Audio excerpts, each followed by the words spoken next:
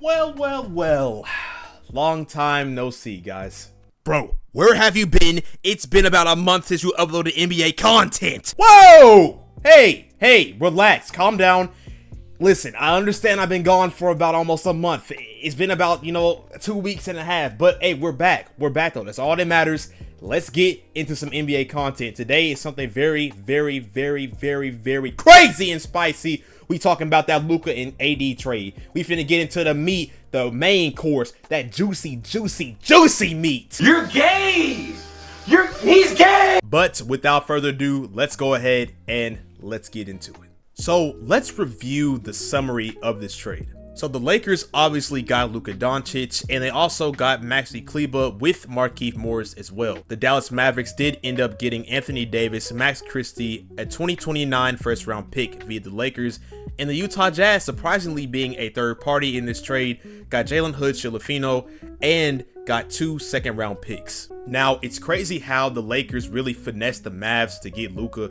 They didn't really have to give up that much to get Luka Doncic at all, which surprised me, and especially how it happened and in the fashion that it did. This was early in the freaking morning. It was 1 o'clock. I woke up to this NBA notification. I was like, there's no way this is real.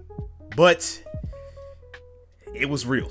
I have to give props to Rob, though. I mean, bro, beautiful, just everything was great. You really marveled that man Nico's mind to just trade him less, and he fell for it like a dodo bird. But we're not, let me calm down. We're gonna talk about him in a minute, but first we're gonna cover the Lakers. We're gonna cover the pros for them and the cons for them as well. Well, for starters, Luka mother flipping Doncic is on this team, and you really didn't have to give up that much to get him. He is a generational kind of talent in the league, and this season he is averaging 28 points per game, 35% from downtown, and 46% from the field. Luka is also under contract for 3 years, with his last year in 2026-2027 season being a player option for him. Luka sadly cannot sign that Supermax, which does kind of suck. But one thing that can happen is with the Lakers, he can sign a 2+1 extension. That boy can be making that cheddar cheese.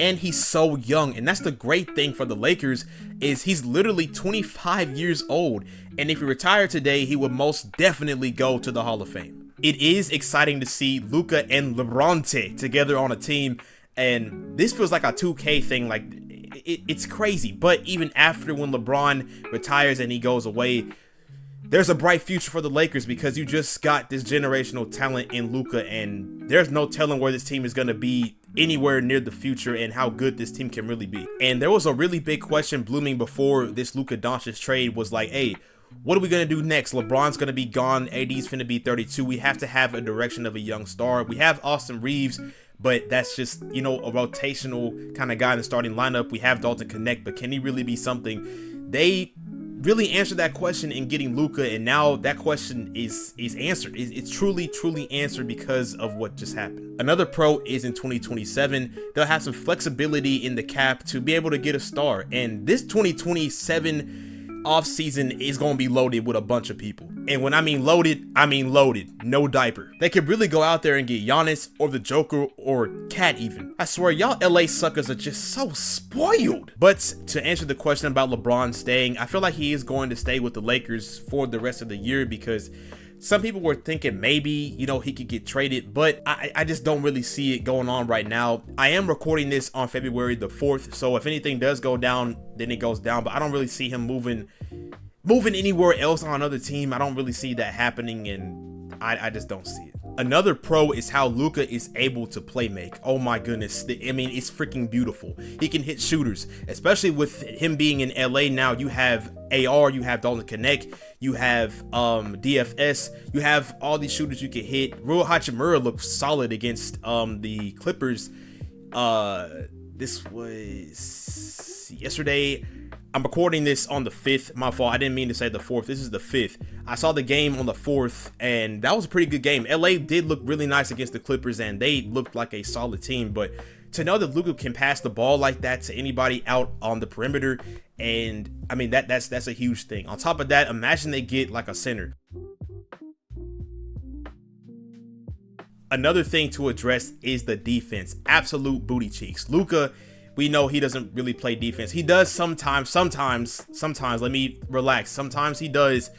Most of the time he doesn't. On that final scene, on that stage where he was, it just didn't look good at all, and I'm gonna have to be honest with it. AR doesn't really play that crazy good at defense. LeBron will stay in front of you a little bit, but he has his times of lackadaisical defense. So you really only have DFS and Vanderbilt to really, you know, have a defensive presence, but you can't rely on just those two positions and those two players to carry you defensively on that side of the ball. So we'll see if they make a move either on the 5th or on the day of the trade deadline. We'll see what happens with them. But that is all that I had to say about the Lakers, a little bit for them. We're going to move on to the Mavericks. Y'all let me know how y'all feel about the Lakers down below before I start with the Mavericks.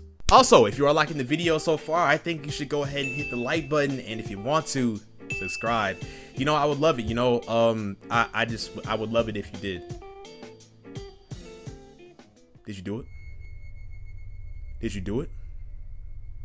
I guess you didn't hear me. Did you do it? Commercial break. Before I do start on the segment of the Mavericks, let's just have a moment of silence.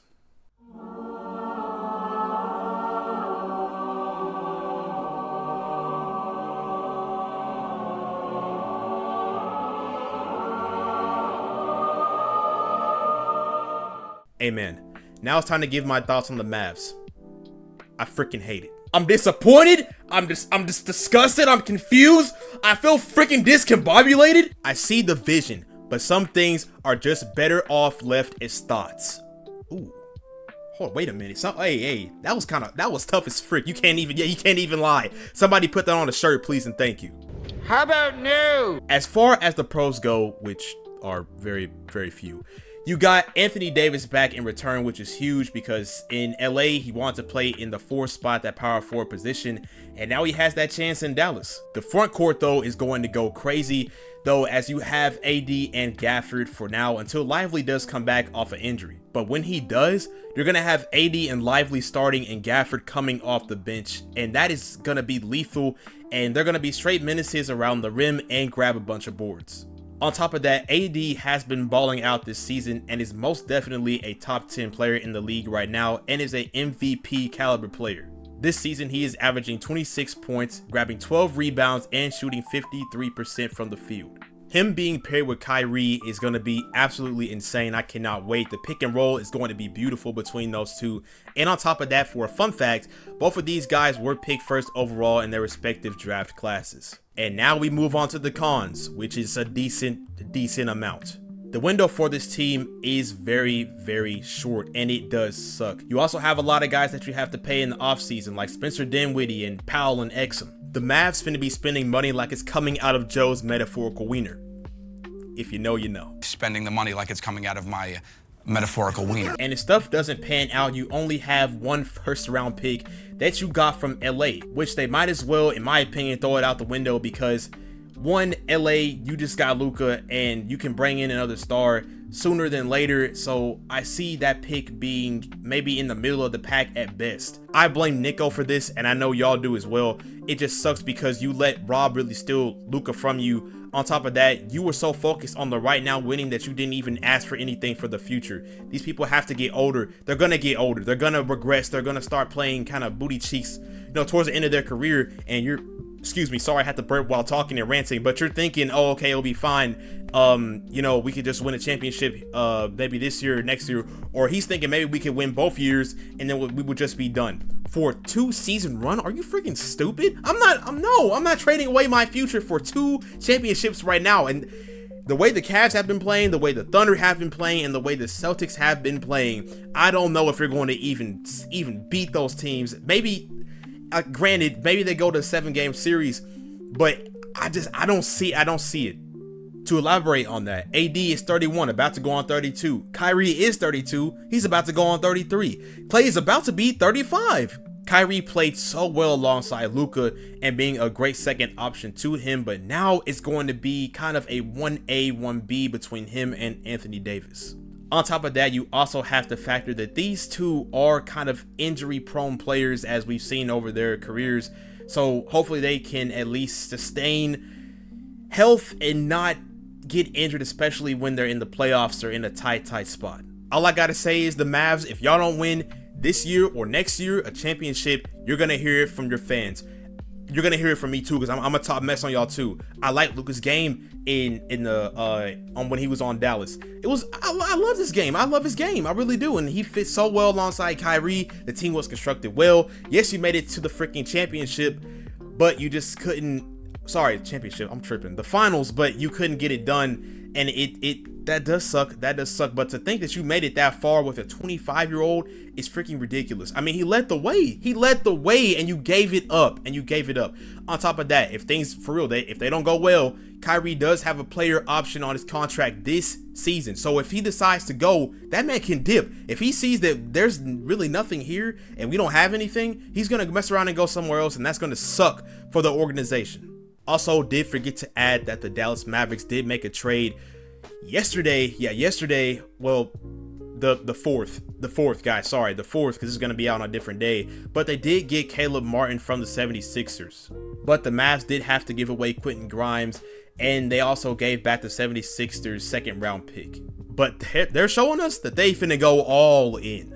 But the trade, in my opinion, is pretty solid. You got a guy who can defend and shoot the 3 ball, and he's shooting 38% from downtown. So with the last and final team, let's talk about the Jazz and their role and impact in this trade. So the Jazz came in and they made some great additions, as they did get Jalen Hood-Schifino, who is, didn't get a lot of minutes on the Lakers and had a small sample size, but hopefully he can get some more minutes and some more run on the Utah Jazz, as they have been dealing with a lot of stuff over there as far as injuries and things of that nature. They also did get 2 second-round picks. Earlier, before any of this happened, they did make a trade with the Suns, and they got their first-round pick from them, and they sent the Suns 3 first-round picks, which, in my opinion, they really weren't going to get that much out of those 3 picks. And it was a very smart idea to get that first round pick from the Suns, because you never know what condition they're going to be in. And look at them right now. They're okay, but like, they could be better. But they sold their soul to freaking Bradley Beal, that money is just like tied up, and his no trade clause does suck as well. If y'all want a video on the Suns, let me know, because I would low-key like to talk about them. If y'all want a video on them, just let me know. But that is all I have to say about, everybody this time around. Next video I do plan to make is on the Kings side of things and the Spurs side of things, and Chicago as well. I forgot they're also in that trade as well. So if y'all do want to see that, y'all let me know. Let me move the mic over here so y'all can hear me a little bit better. Yeah, that's really all I had to say, guys. Hopefully you all do have a blessed day, and I'm very, very happy to be back in this space of making content, guys. I've been gone for so long. Only reason I played the games was because I was just waiting for the trade deadline. I didn't think it was finna get like this. This is insane. I mean, I know the viewership has been down, but they're jumping to skyrocket now, especially on the 25th when the Lakers played the Mavericks. Ooh. I cannot wait for that. That's gonna be something. That's gonna be something crazy, man. But I'm gonna go ahead and go. I know this video was pretty long. How long have I been recording? It's been 30 minutes. All right, yeah, I'm finna go.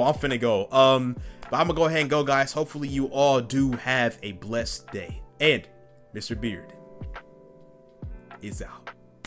Man, it's good to be back. I love y'all, man. I love y'all, man. Let's keep grinding. Let's keep going, guys. I love y'all for real. I don't know why I keep talking. I'm sorry. I just, there's love there, man. There's love there, bro. I respect every single one of y'all, man. But Mr. Beard is gonna go. I gotta stop stalling. Mr. Beard is out.